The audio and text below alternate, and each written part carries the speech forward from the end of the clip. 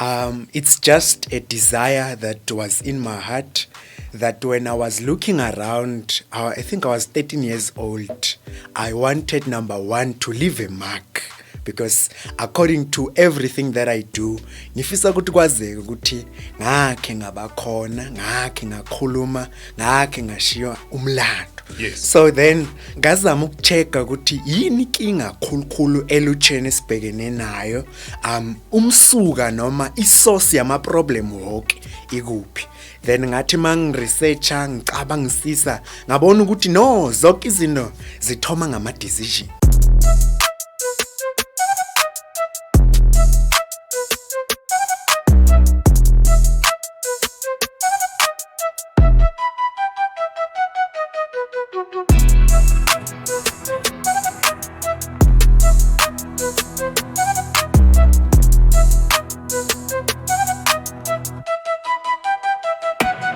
Wow, kwamambala ngilo-ke ihlelo ngakwethu. Siyakwamukela mbukeli nakhona mhlawumnye uwazi ngehlelo lethu kulapha sikhuluma khona ngendaba ezithinta abantu ababobaba, abantu bembaji, ubudosi phambili, sikhuluma nge-leadership, sikhuluma nge-foundation yamakhaya, insekelo eziza kudzimelelisa amakhaya ngokuhlukahlukana kwazo. Namhlanje I'm so excited in a sense that angazi bona ngithi mhlawumnye ngibona amakhakhazela amahle wakazimu namkha ngibonani, kodwa ke kumnandi ukubona indodana ekhula phambi kwamehlo akho ibangilendo onehuluphelo lokuyibona ibangiyo. Nginomusa wakwaChabangu, umhloli begodu umfundi we-university. Ngikhumbula mina nangithoma ukuhlangana noMusa bekana 14 years. Namhlanje siyindoda eqinile ukuza ngitshela ukuthi sekaneminyaka emingaki nakachapulukileko kungazisa lokho. Uza ngitshela nokuthi e-university wenzani, uza ngitshela nokuthi impilo yakhe ikhamba bunjani bekube ngalesi sikhathi. Ngimletha ngaphakathi kwehlelo ngakwethu kilinyanga, inyanga yabantu abatsha eSouth Africa. Sikhuluma naye nje, naye ungomunye wabantu abatsha eSouth Africa ecalelele kuye. Angimlethe ebusweni bakho naye akwazi ukukulochisa, akwazi ukukwamukela. Ngiyakwamukela Musa Locha. Akwani Mr. Mthombo T. Ukhona Musa, uyaphila? Ngiyaphila kahle wena Mthombo T. No, nathi sikhona. Ngiyathokoza. Ngithabela ukukubona mfana omdala. Ngikhumbula ungibizile ku book launch yakho, decision making. Yes. Incwadi ehlolwe emntwana ona 14 years. Ucabangeni ubhala incwadi ngobone. Nama ngazi Mthombo. Nangiqala emuva nje. Yeah. Ngiyazibuza nami ukuthi mara safika kanjani lapha. Yeah. But safika namhlanje sila uzimu wonke owenza zonke izinto ezi. Yes, uqinisile nguzimu wonke owenza lezi zinto esizibonako. Yeah. Asikhulume nge-decision making incwadi ngokwayo because kuyoba yi-topic esiyokufocusa kiyo ngaphakathi kwenkulumo yethu.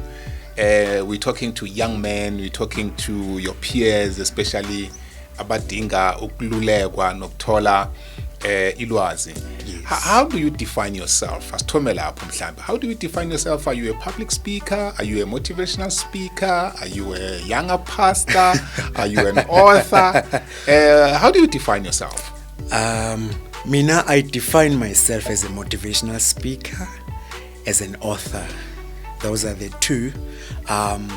Yeah, I'm a motivational speaker, I'm an author, I'm young, I'm not a pastor, I'm just a motivational speaker. I'm passionate about speaking with young people publicly, helping them to become inspired, revealing hidden secrets of life, helping them to become the best that they can become.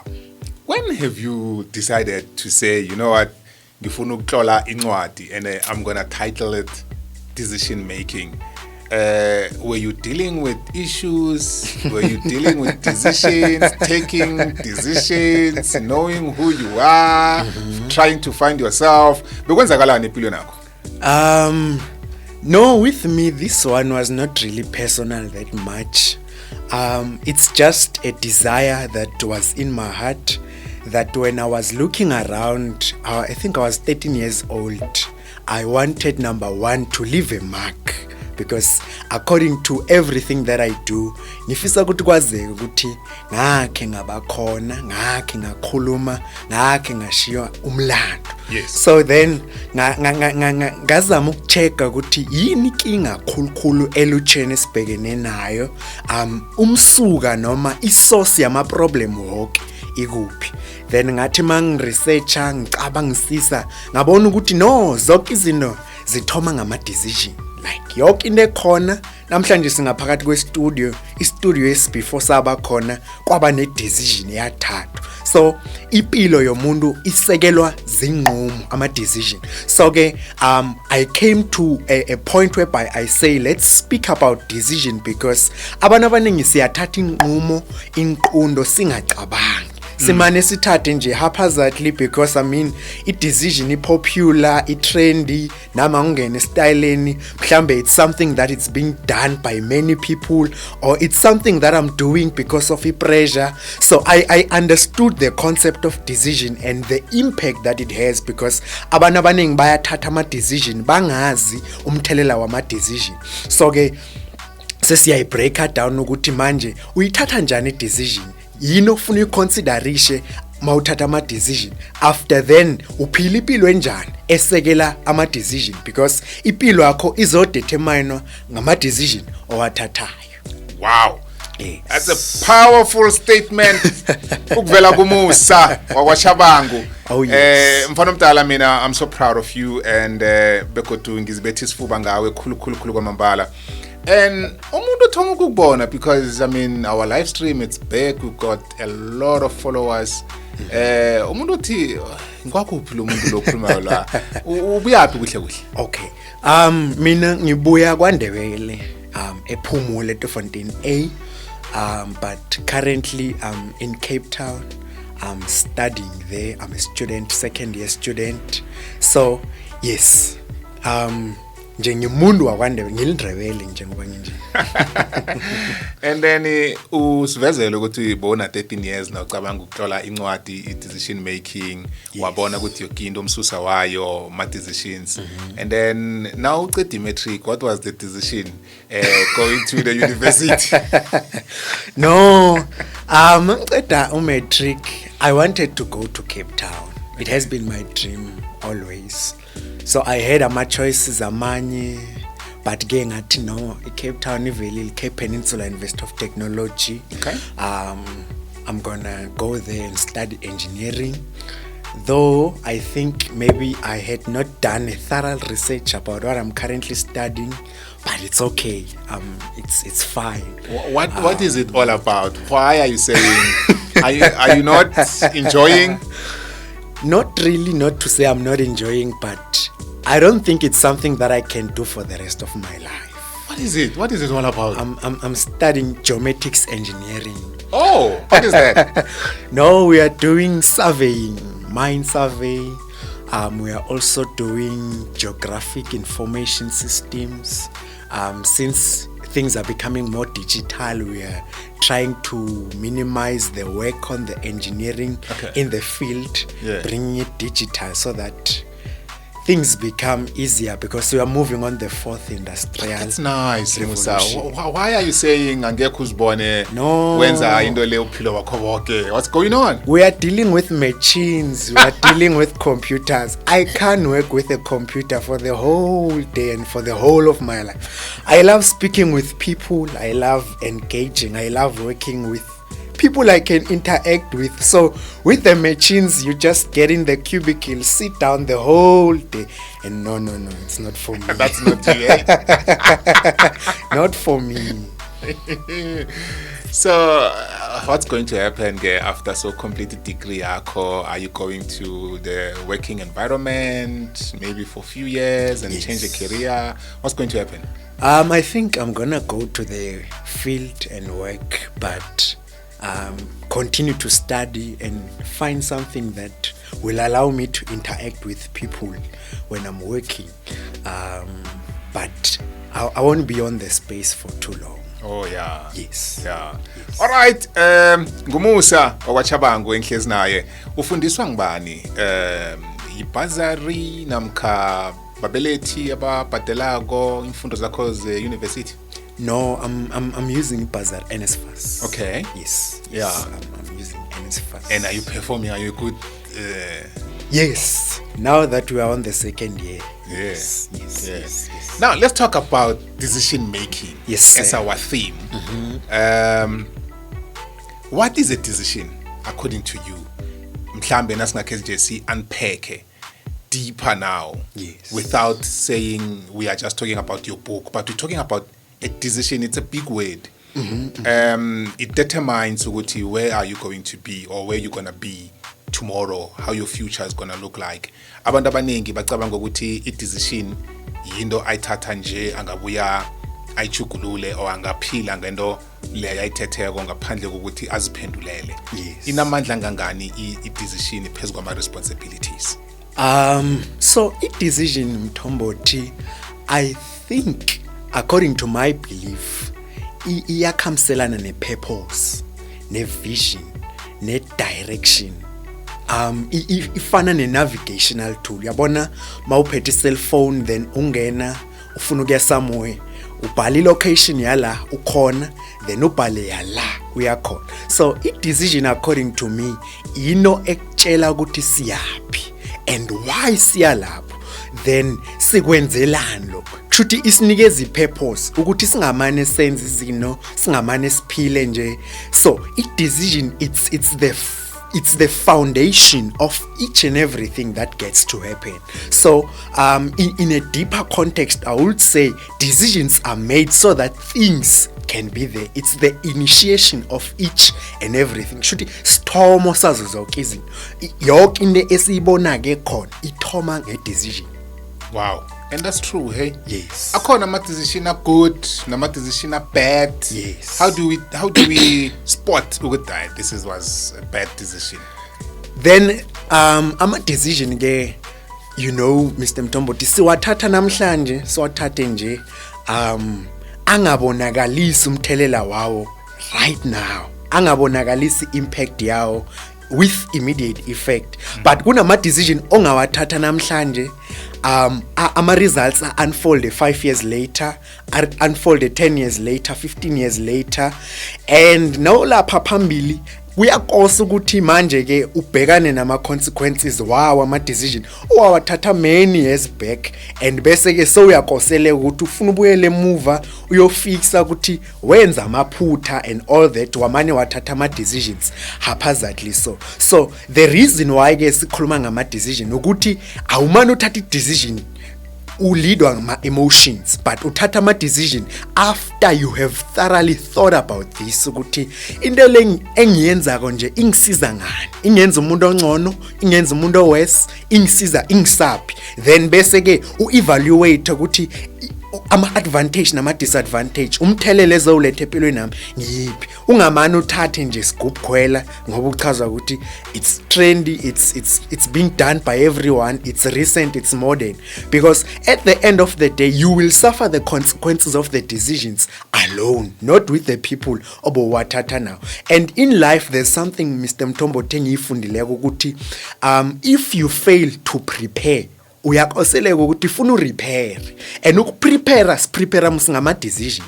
Uma ngabe ekhaya sizoba ne-celebration, mhlambe sizoba nomnyanya, siyaprepare simane sivuke ngo-Friday sithi kusasa siba nomnyanya, but siyawuhlelela silungise zonke izinto ezidingekako ukuthi nakufika i-celebration zonke izinto zikhona. But most of the people haphazardly want to make events tomorrow without preparing, so they fail to take the right decisions ukuze umnyanya ube bright. That's why impilo zabantu abaningi bese ziyahlanga at the end of the day, just because umuntu akakahlali phasi wacabangisisa i-decision before ayithathe. Wow.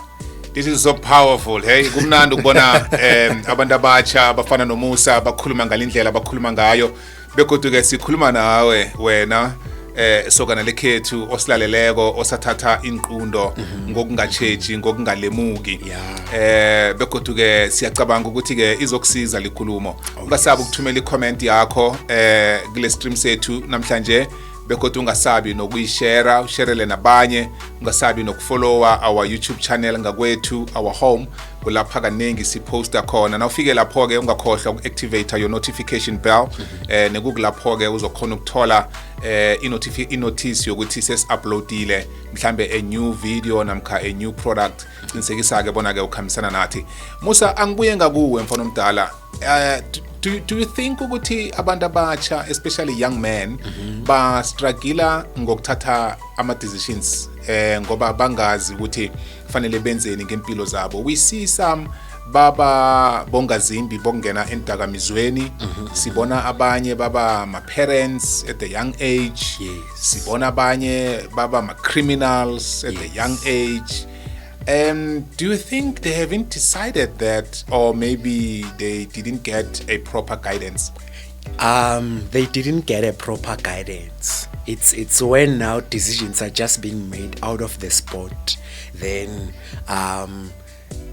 kuthathwa ama decision that brings temporary joy but permanent regrets. Yeah. So most of the people who are currently under such kind of things right now, it's because they were not fully considerate of the decisions. Mark Tom. So now they are finding themselves under circumstances yokuthi they have to undergo the consequences of the decisions, because ama decision wona bawathathile but azange bacabangisise before bathatha ama decision. Wow. And mhlambe ama decisions athathwa nje ngaphandle kokutshejwa ukuthi azongisaphi ayingozi kangangani, especially eza nama influences ama decision anjalo, because there's trends, there's friends, there's pressure, and then bese umuntu athatha decision according to isikhathi leso nokwenzeka lapho. Okubhlungu Mthombothi ukuthi ama decision asala nawe. As much as ungawathatha nibanengi ni under pressure, because I mean everyone is doing it, at the end of the day ipilo ngeyakho and nguwe umuntu osala nama decision nama consequences. Abangani nikhona ukuthi nihlangene ni decide nonke nanicela ukudecide la on a Monday usale wena uyi-one, and manje ke sokumele uphile under ama decision owathethe just because you were happy, you were over the moon with other people. So decisions are very very important, Mr. Mthombothi, ukuthi awumani uthathe nje decision haphazardly so, but you think about it. True. Wakhe wayithatha decision wrong Musa, waba nokuzisola ngayo, or you were smart enough to realize that actually I need to be extra careful on each and every decision I take about my life? If you can remember any. I think yes, just like the one you did with your career choice. It's that one probably. It is that one, but I think it was for a good cause. Kukhona ke ama decision, since I'm saying ama decision anama consequences ahandlishekayo, like ukuthi uyakhona ukuthi readjust under wona uqhubeka uphila, because ipilo yona izochubeka, but ke ama decision amanye ababhlungu ukuthi akusafarise for the rest of your life. But ke mina le engayithatha ne engineering kuyaphileka man. Kuyaphileka because you can really change noma ungayithandi course, but uadapt ufuna ama strategies or research ukuthi how can I just blend in for time being. But bese kuba nama decision ukuthi uya blender in timingly, but ke ama consequences wona uyawasafarisha vese, and kuba bhlungu kuba nzima uyadosa. Fana nokuthi abantu baphume la benze robbery nabacela ukwenza robbery la baye jail, mabafika jail abanye bathola ama bail, wena bese uthola isigwebo sakho sewuyazi noma ungangena ejail uphenduka ube mfundisi, uzochubeka uhlala ugwebe until iperiod yakhe iphela before bakurelease, noma ungavela ungcole kangakanani, but ke ama consequences ne timing uzoyiserva, because yiso iperiod allocate ukuthi because you were haphazard on a decision you made, you have to undergo these consequences. Yeah. So unfortunately kuba njalo ke. Yes. And then maybe asibuyele endabeni ye guidance. Do you think abantu abatsha banamhlanje, especially young men, yes, some are raised by their single parents, being a mother or a father. I don't want to go there now because we're still going to touch base on the family bonds and family structure, but I just want to take a look a little bit on the decision making, especially to ama peers wenu akhula nababelethi ngamunye, ukuthi ama decision awathathako uwathatha because impresswa ukuthi namkha pressurize ukuthi akana babelethi bobabili. Yeah, in most cases, Mr. Mtomboti, that's the case. They take decisions just because they are so feeling ashamed, like they feel like the world is unfair towards them and all that. So kushuthi they fail to find the opportunity on such matters because sometimes life can be difficult to tolerate under those circumstances, but it doesn't really mean that now your life has to undergo hateful decisions or wrong decisions just because of that. Kunabantu Mtomboti nasizithola singaphakathi kwama situation sibone amathuba phakathi kwama situations okwenza ukuthi izinto zibe ngcono, but ke kuya ngokuthi wena uziqala njani ama situation nama problems nama struggles, because kunabantu abathi nabababetha ngamatshe umuntu athatha amatshe awabuyisele emuva, kunabantu abathi nabababetha ngamatshe umuntu athatha amatshe akhe indlu akhe umbhochongo agibele ahlukane nabo lapha phasi. So ama struggles ayeza kithi sonke, but kuba indlela esi-interacta ngawo nathi nawo ama struggles lawo. So I think, but in terms of us as young men and taking decisions, I think it's the absence of mentorship and intentional relationships, meaningful relationships, relationships that are in depth, relationships that touch us, touch our emotional being and our emotional space, and ne mentorship nje, having people who are older than you, because when life says you don't have a present father, it doesn't mean there's no father who's willing to father you. It's just you being absent on the people who are willing to come and father you, because if ever you expose yourself, there are many people who can really help, not even fathers per se, brothers whom you can go to in terms of advice. Ungamani uzithathela ama advice ubabuze ukuthi wena njenge mentor yami ucabangani, because I mentor ine potential yokuthi ibone nengisasa lakho, then ikwazi ukuthi prevent ukuze ube umuntu lo afuna ukuthi ube nguye, not because wena esikhathini esiningi uthatha ama decision ungacabangi lokho. So our mentors help us to align our decisions with our future. Wow. Powerful statement esivela kuMusa wakwaChabangu nawuthoma umuzwa uthoma ukumbona ngibawona ungamkhohlwa, and now nama events mhlambe ofuna ama public speakers, you do take bookings, right? Yes. So and ungas doubt ngokucharge ubatshele ukuthi no mina ngifuna imali engaka. Yes. Ngoba uzokuthi ishaba abantu besonto laba basicharge lapha. Unikelo lo uyafuneka bakwethu. Yes. Ukukhuluma phambi kwabantu umsebenzi libizelo lelo. Bekodwa ke ukhona kuma socials uzositshela ukuthi ke umlandela bunjani, uzasinikela ne contact. Ngibona uze nencwadi la bengibawa siveze ku screen at least abantu bayibone, and yakuthatha isikhathi esingangani kuyiphamise kancane so bayibone. Yes. Yeah, decision making ngiyona incwadi esikhuluma ngayo. There we go. Yakuthatha isikhathi esingangani incwadi le? Mthombothi angithathe isikhathi man, but ke ngayibhala around isikhathi se-COVID. Okay. So around those times besinesikhathi man, because when upresident aqeda ukudeclare that 21 days lockdown, sihleze emakhaya, hayi ngabona ukuthi mangiyibhale. I think the reason why ke yangithatha isikhathi ngayibhala ngisebenzisa i-cellphone. Bengisafuna ukuzwa ukuthi ama resources okubhala incwadi le wathethe bone computer bone laptop, wayibhala nge-cellphone. Cellphone throughout. What cell phone is that? Imobis. Yeah, as Imobis. Your Mobicel? Yes. I remember ngakhe ngabhala, I push incwadi probably being about page 12, 13. Imobicel yazithulela yacima ngingakasave. Hayi ngathi ngiyayilisa ngeke ngikhona.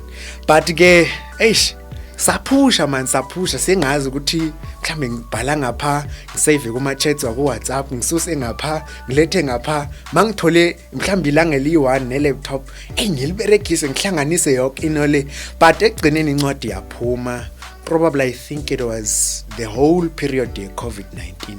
Then sathi mas recover vese yakhumbula ngikubawa ukuthi siyabawa nawo uzuzosigrisa ngepresence yakho ku book launch. Say launcher and it was not really easy man ukuyibhala but ke one thing that I can say concerning that iphupho nalingaphakathi kwakho ungalivumeli life libulawe ma inconveniences are minor lawa khona endleleni ma inconveniences because i-vision ne-vision funa i-test ukuthi i-real noma njani. So I think ama-challenges and another thing abantu abaningi siya complain because I could have said angina laptop ngizayibhala nangine laptop but ke if ever you stop complaining and start using what you have you will get somewhere. But mawuzosola ukuthi ngifuna ukuthoma i-business anginamali enough ngifuna ukuthoma i-podcast anginani you will always be having ukuthi anginani. Exactly. Ngumusa loyo uhlole incwadi yakhe yaphela ngeMobicel. I know mfana strong. No strong. I'm impressed, hey. Phela thina besingaba namo excuse ukuthi angina laptop, angina computer, incwadi ngiyithola njani. And then ya editwa ngibani? I had the late Mr. Samuel Maluleka who was helping me throughout everything. Unfortunately, he passed on last year, but he was a blessing in my life. Wow. Like, he was the one pushing me every day. I remember sikhamba ku chapter 7 ngamtshela ukuthi ngifila ngathi angisabhali zona ngifila ngathi ngiyadeviate from isihloko athi no you are on track you got this. So angipusha ngimotivator sathi nasicedile ngamnikela yonke manuscript wasihlalisela yona way editor book cover le sinayo nje way designer nje wangisiza man wangisiza because I was even young. He really was a great level of help. So but if ever ke mhlambe Mthombothi azange ngaba sikho. So you see when you start uNkulunkulu uyakhona ukubona then uNkulunkulu aletha abantu bazokusiza endleleni but uNkulunkulu angeke alethe zonke izinto at once. You just need to initiate then he will bless the work of your hands. True. Qinisile.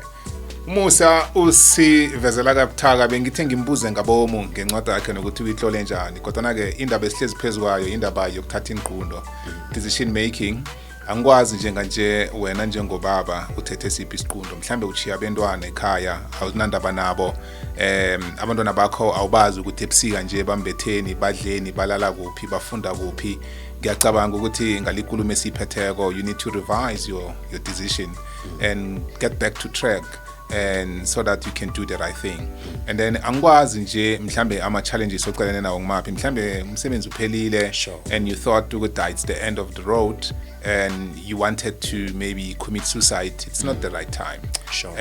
Ukuvaleka komunye umnyango akuthi ukuthi eminye iminyango yonke seyivalekile. You might be surprised ukuthi kuvalekele ukusebenza kanti actually this thing it was an elevator ekuthatha ukuchingisa phezulu ukuyokuthola amanye amathuba namadlelo alihlaza ngcono kunalawa obowukiwo. Yazi nosakhuluma ngendaba yama resources Musa nokuba netshisakalo yokwenza ibhudango lakho lifezeke. Ngikhumbula la ngizokuthoma ukungena ku media radio especially. Okay. Ngathoma mina eSocial Nguve Committee radio and it was like ngajikiswa amahlandla asithandathu. Bangitshela ukuthi hayi no wena ngeke ulunge wena ufuneki la una talent and I said no it's fine ngajika ngabuyela but ngehlandla lesithandathu ngathola ustation manager wakhona ararekile ipresenter yemini between 12 and 3 ingekho wathi nguwe code usho ukuthi ungayenza lento ngathi no ngisho wathi okay asingene wangifaka ngaphakathi e-studio bengithoma ukusibona i-studio somhatsho zange khe ngibe ngaphakathi kwe-radio before but because bengipractice behind the scenes you know in my spaces bengipractice ngizifundisa angangena ngayenza into yami since then nakula ngikhona namhlanje ngifakazela indaba yakho yokuthi umuntu angathi anginama resources I won't start. True. Ngoba abantu abaningi banama ideas but the problem is ukuthatha i-decision yokuthi ngiyathoma. Yes. Yini efunekako ukuze umuntu abe namandla ukuthi you know what anginawo ama resources inhlabagela zikho kodwa mina ibhudango lami is to become a fashion designer. My dream is to become a musician, an actor, and whatever umuntu afuna ukuthi abe ngiyo. I decide ukuthi ngithoma ngalokho enginakho. Sure. Isibindi esingaka asisusele lapha ekutheni angina laptop, angina computer but ngine cell phone. I can use this. Yes. I can use this. No, I think itshisakala Mthombothi uyitsho kuhle vele. Burning desire ayikho enye. Now une burning desire, it's gonna push you now and again, push you now and again. And you know, there's something that I've studied about ideas. Ideas are just like overflowing in our minds every day. But the idea awuyibona amandla ayo nayo sayicabanga cause engqondweni musuqabanga izinto eziningi esikhathi esi1 because nami kwaba khona ukuthi mhlambe ngithoma i-podcast yama decisions mara ngiyithoma kanjani mhlambe ngibhala incwadi. So when you have i-burning desire ithathe phasi uyibhale uyichache phasi uyibhale then ubone ukuthi okay, this I can do, this is what I have, this is what I can integrate, then this is the product that I can have. Then i-burning desire push ukuthi the vision has to come to pass, then the vision will come to pass automatically. Yeah, you must have a burning desire. Yeah. A burning desire. I want to become. I want to show up. I want this. Wow. I'm born for this. Now, let's take our conversation back to a point yokuthi we are struggling with the young men about substance abusers, slaves of substances, yes. drugs, alcohol, yes. and others. How did you escape it? When? Okay. With me, I just understood isimo sekhaya.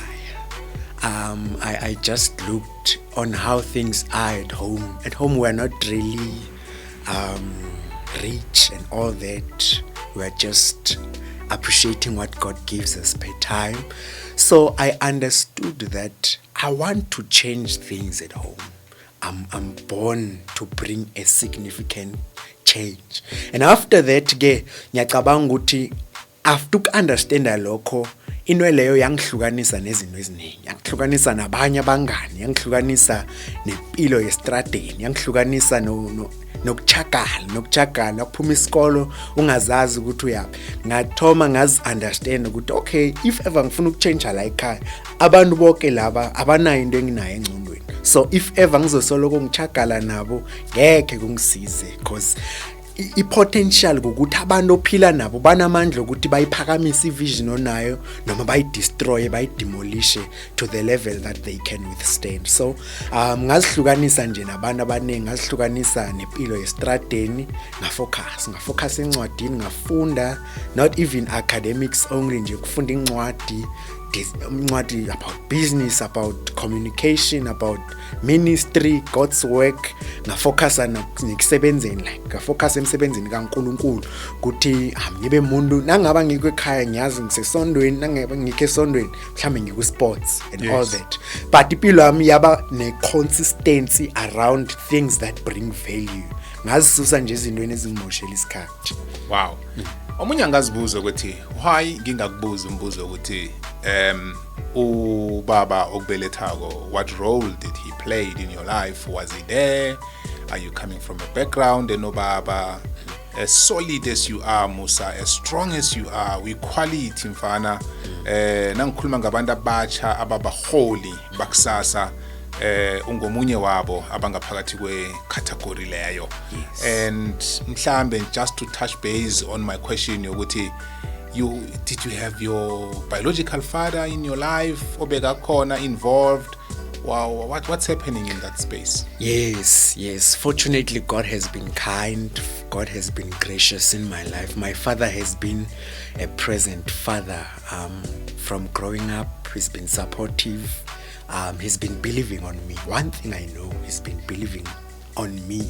As much as we haven't done much, but another thing, ube role model.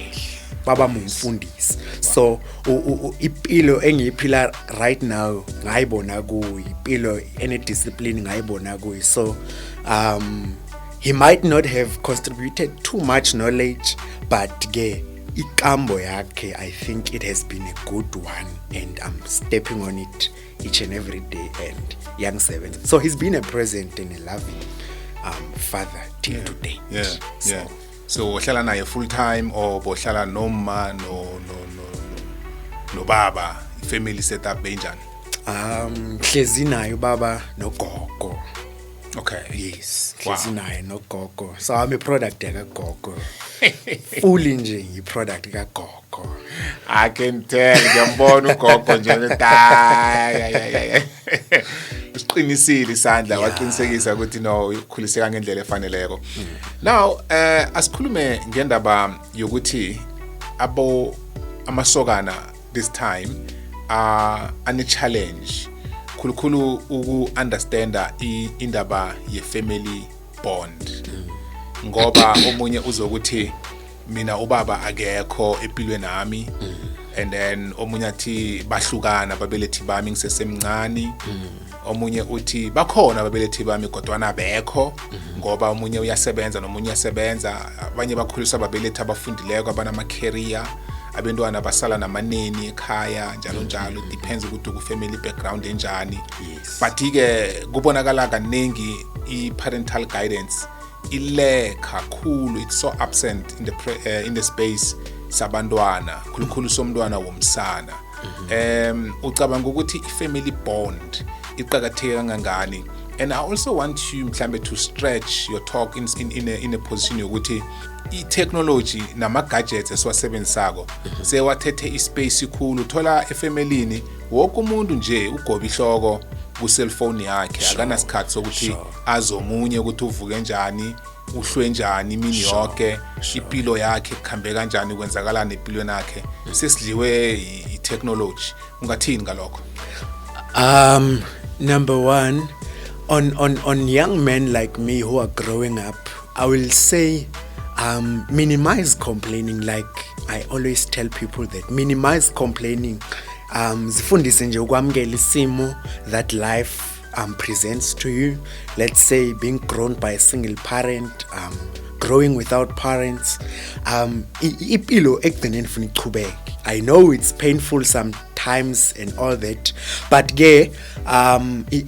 we can't blend on that. We can't center ourselves around that. Ukuthi mina vesa ngina baba, mina vesa ngina mama, manje I can't do this.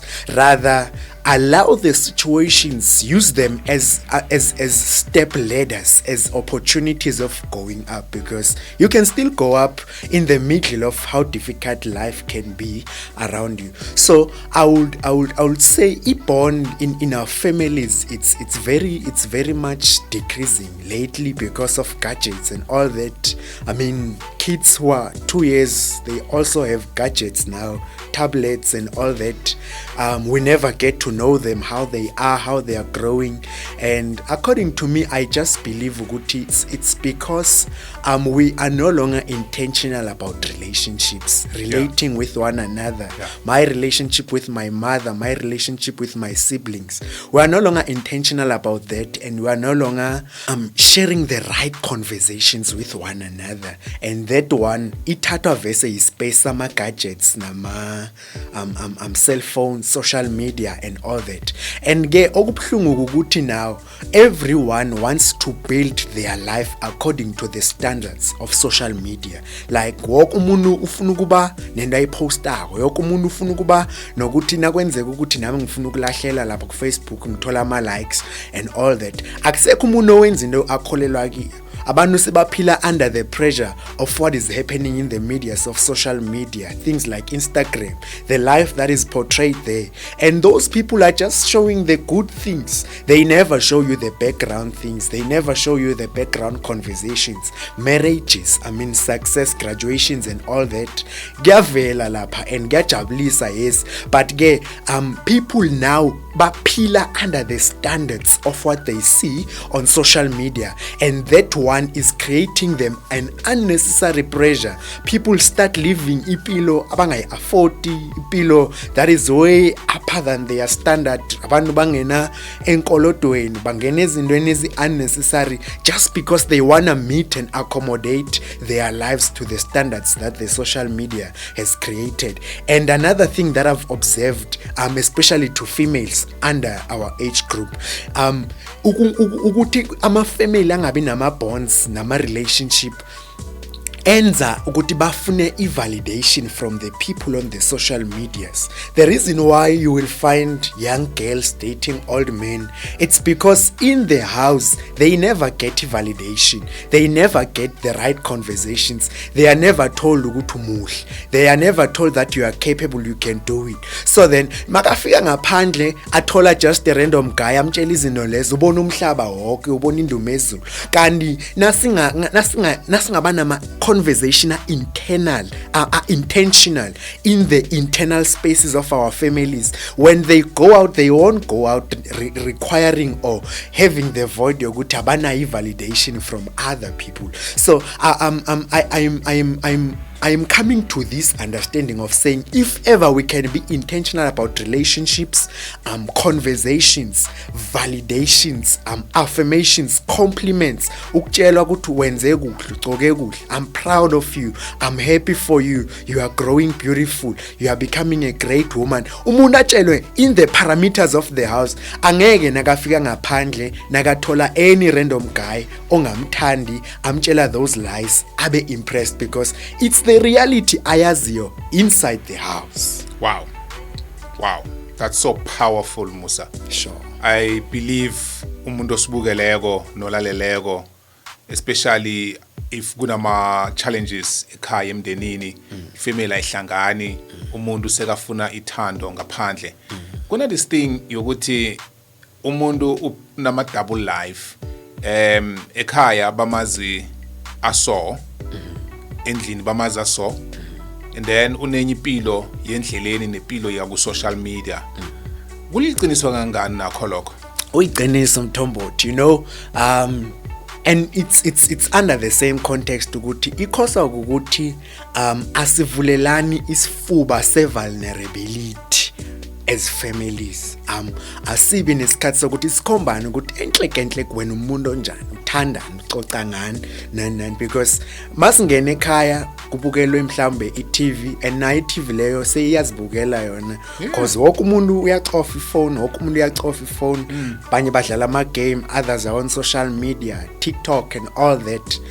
Makushaya 9 kuyahlukanwa unye nomunye yerumini lakhe, even others sebahlala emarumini simply because they don't see the need, because asibi nesikhathi sokucoca, asibi nesikhathi sokuthi simndeni akhe kube kwama-phone, khe kudlalwa ama-game, khe kudlalwa ama-snake and ladder, khe sazaneni ukuthi okay wena ngathi uhlakaniphile enambeni la. Then umuntu nakangabi ne-environment enjalo ekhaya ukuthi akwazi uku-expressa lokho, uyaphuma engaphandle ke, nafika ngaphandle athola abangani abangathi bayamreceive, mhlambe esikoleni ucomfortable as expose, mara ekhaya waziwa njengomuntu othulile. So it's because we are not creating the safe environment in our families, a vulnerable environment in our families, authentic conversations, asking the right questions. We are not intentional about getting to know one another. Good kahle uthandana, right?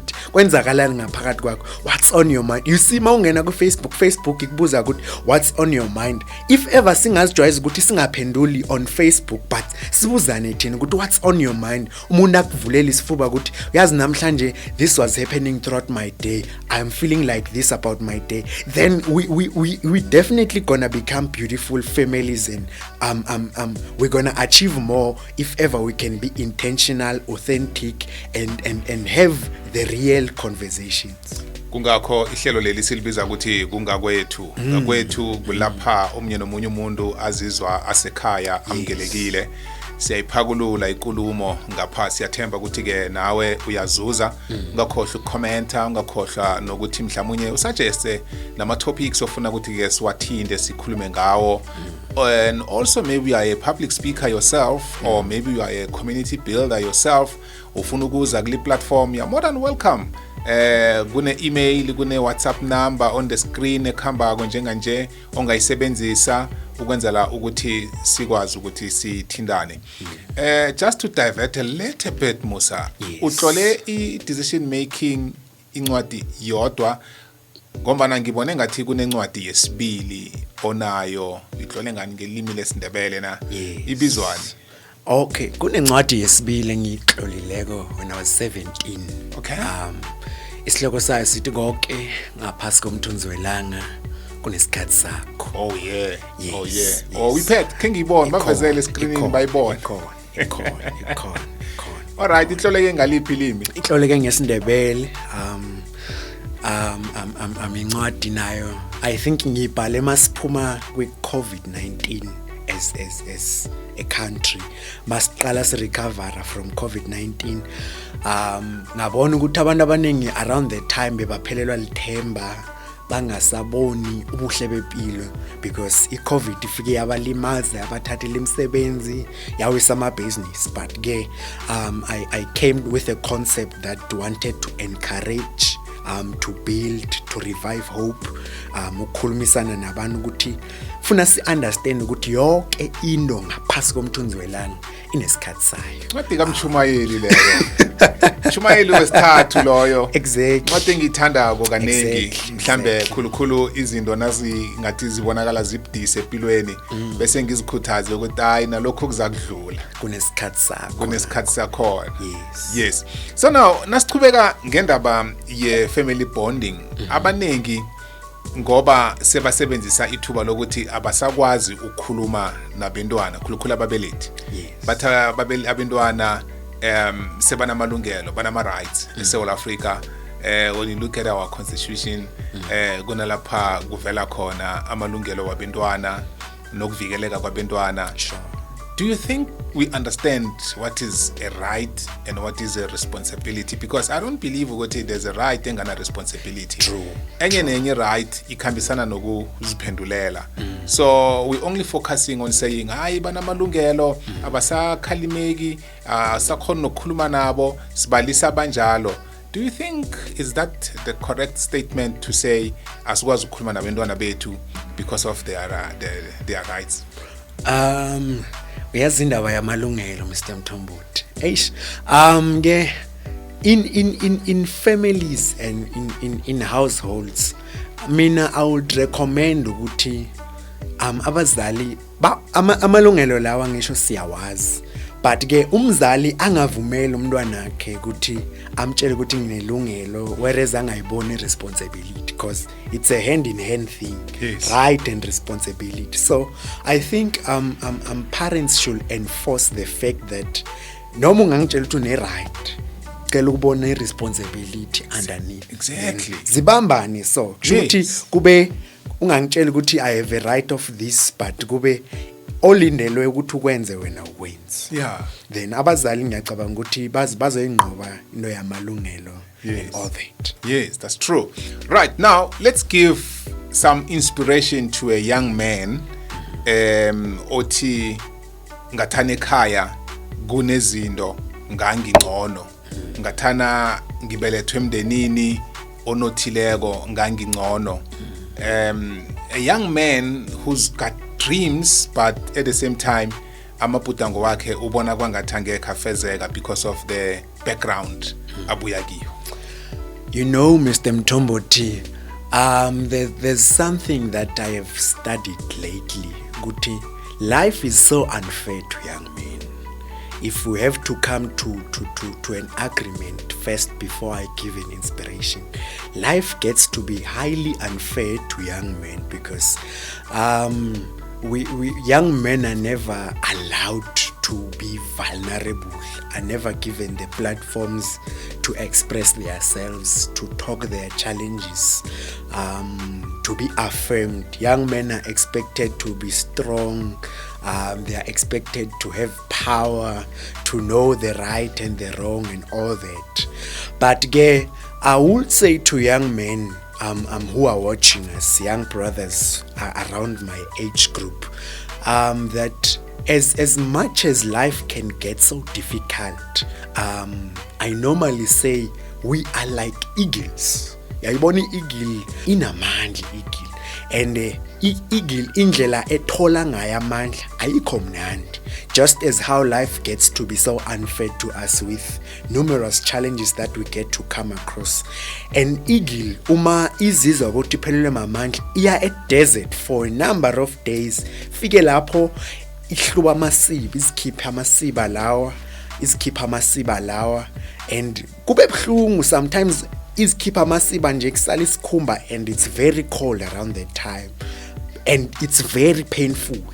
But bese ithathe the beak ilibethe phezu kwamatshe ilishaphene, and mayilibetha nje kose kuphumelele elidala kuze kuvele litsha, then ihlale lapho until kuphuma amasiba amatsha, until kuphuma i-beak etsha. And I normally say to young men, ipilo nasingayi approach njalo ukuthi when you are facing difficulties, understand that it's a season of reformation of the strength, of renewing yourself and gaining new strength for a new season in your life. And again, when an eagle nayikhulisa amazinyane we-eagle, ayiwakhulisi kamnandi, and ungaze ufunge ukuthi i-eagle ewumzali ayithandi because indlela eyikhulisa ngayo very rough. Number one, uma yikhulisa isidleke se-eagle sisakha ngamanyeva, so iqanda maliqeda ukuhecha liphuma liphuma nje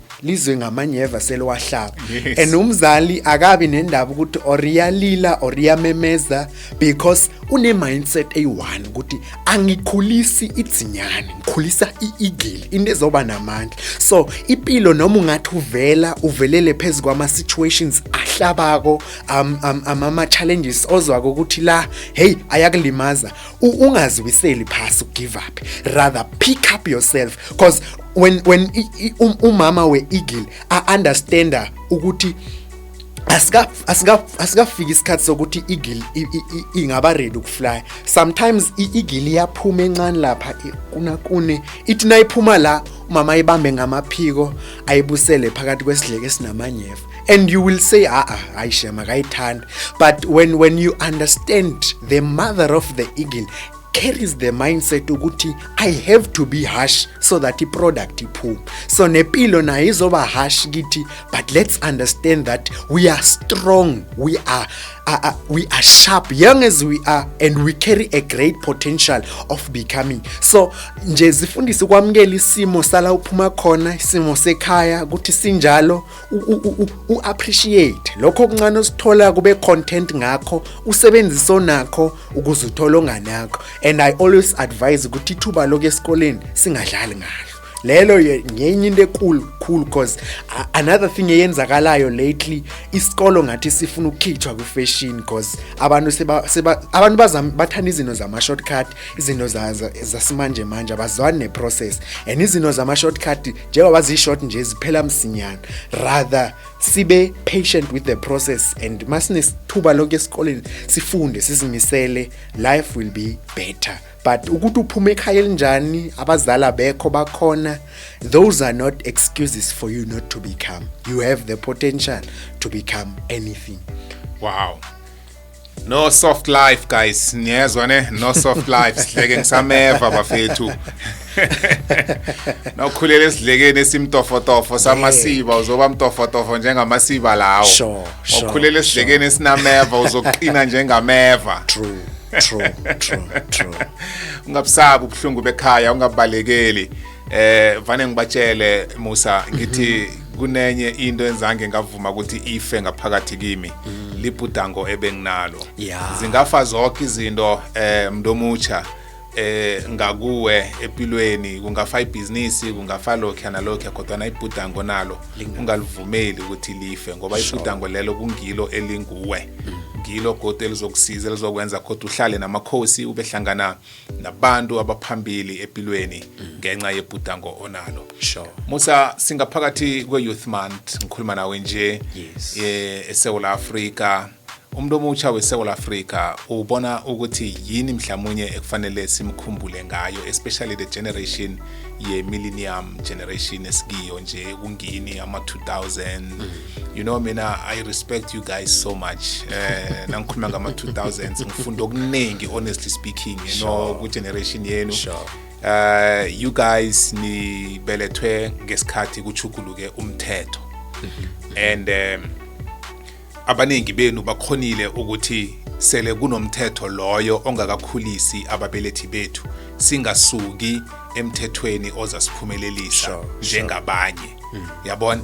And ngikhuluma nje nangikhuluma ngomuntu obelethwe ngo-2000 una 25 years ngo-2025. Yes. And then ke umuntu omkhulu lo abaningi benu senisemsebenzini, abanye senisema university, abanye they are planning to start their families. So asakhulumi ngomntwana omncane nasikhuluma ngomuntu obelethwe ngo-2000 and the generation kusuka ku-2000 ukuza ngapha ni khamba nesikhathi esichukulukileko.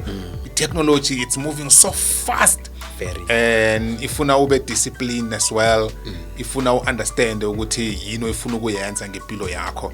So now ama challenges wenu as young men in this millennium times and era nibona ukuthi khuyini, because ngicabanga ukuthi kungaba employment, kungaba ma business opportunities. How do you navigate around those challenges? Around those challenges, I think I would always recommend community. Never do life alone. Never do life without mentorship. Have people who you can consistently go to so that they pour upon your soul, they revive your dreams. Sukuti, sometimes when you fail, sometimes when things are not going the way you want them to be, kube ne community ezokukhumbuza ukuthi awupheleli la, mabhudanga akho awapheleli la. Failure doesn't define the end. Rather ube nento ethi noma kunje siyaphambili. Forward we go, backwards never. So ukuba ne community ekhumbuza lokho now and again, kuyasizana mthombo. And ukuba nama mentors, I highly recommend mentorship, especially to young men. Ube nabantu abakumentorishayo, and a mentor doesn't have to be someone you see each and every day. A mentor can be someone whom you can call, and awufuni ukuthi umfonele every day, but when you call them once in a while, you know that the conversation shall definitely refresh you. Sometimes you can be mentored by someone you don't even know online, just by following them, going to their page, reading through, taking the knowledge, being mentored. Mentorship helps a lot because it makes things way more easier. Like things that are achieved in a difficult manner can be achieved easier when you are surrounded with mentorship. Wow, mabezi kaMusa lawo isikhathi sinaso ngiso lesi siyacabanga ukuthi ke uzuzela itholukhulu ngaphakathi kwehlelo ngakwethu. Qisekisa ke bona uyasilandela, ungakhohlwa ukuyochecka iYouTube channel yethu ngakwethu our home. Ufike lapho subscribe uactivate the notification bell yakho. Sine Facebook page Bongani Mthombothi ngakwethu our home, kula streama khona live qobe ngabomgcibelo ngesimbi yekhomba ntambama. Musa, bazithola njani incwadi zakho abazifunako? Izincwadi zami ziyatholakala on myself. Yes. On social media I am Musa with an H, then N Chabangu. Musa N Chabangu. Then on Instagram, on TikTok, on Facebook. My direct numbers for calls. You can call, then I tell you how you can get your copy. 064 916 4479. Once more, 064 916 4479. Yeah, nakuthi mhlamba ukayibamba inamba leyo, sine nomboro ku screen sethu ongayisebenzisa. You can WhatsApp, I will connect you no Musa. Kodwa mina ngifuna khulukhulu ke nimnikela ama bookings with public speaking. We want to groom and grow this young man and protect him as much as possible. Kwangathi umasipala weThembisile Hani local municipality ungakubona mfana omdala bakwazi ukukusekela nokukusebenzisa kuma programs wabantu abatsha. And ngalokwalokho amabandla khona abafundisi ningasabi ukumbiza uMusa to come and speak to your youth. And then nama programs nje wama organizations akhona emphakathini nimbize nikwazi ukuthi ke nisebenze naye sikwazi ukumkhulisa lokho akuphetheko ngaphakathi kuye kungafeli ngaphakathi kwakhe. Kungakho nami ngibone kukuhle ukuthi angimlethe kule platform.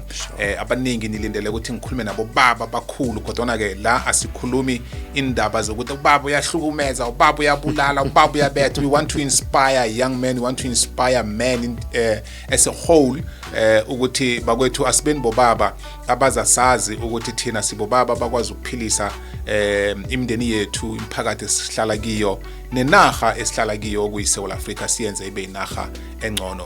Asibonane ngodu ehlelweni elilandelako, sithokoze ukukhuluma mbala ukuba nathi namhlanje sisakutshela godu ukuthi siza nobani begodu ke ukwazi ukubeka indlebe. Musa, ngithokozile ukuba nawe. Thank you.